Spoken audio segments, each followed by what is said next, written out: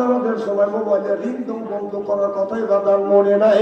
নামাজের সময় বাদার মোবাইলের রিংটোন যখন বেজে উঠছে, অমনি আপনার সালাম কিরেনের সাথে সাথে যতগুলি মুসল্লি আছে ওই লোকটার দমকায় তোর নামাজের সময় মোবাইলকে তুই বন্ধ করে রাখতে পারি না। কোন তো মানুষই হয় জনগণ, ঠিক কিনে? মানুষ মন করছে, করতেই পারে, ওকে ভালো করে বুঝবা। সব মানুষ খাইছে ধরলেন আমাদের নামাজ নষ্ট হয়। কথা কর। আপনার বিবি যখন বাড়ির মধ্যে নামাজ পড়ে, আল্লাহু আকবার, আল্লাহ মহান, আল্লাহ বড়, আলহামদুলিল্লাহি রাব্বিল আলামিন, আল্লাহ এই নামাজের মধ্যে তোমার প্রশংসা করতেছি, আর রহমানির রহিম, আল্লাহ তুমি ভালো, তুমি এই রহমত বর্ষিত করিবে, মালিক ইয়াউমিদ্দিন, আখিরাতের আদালতে এই মানুষের ভালো মন্দ বিচার করিবে।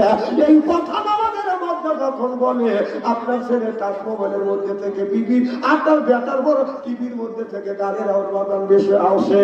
রূপে আমার আগুন জ্বলে, কান গেল তোর গানের তালে, নামাজ গেল তোর রসা তলে, আল্লাহর কোরআন কি যে বলে, একবার তুলে নে না কোলে।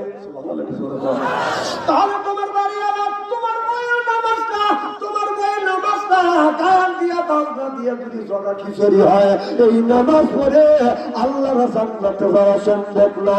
সিল্লে আমার ঠিক কিনে।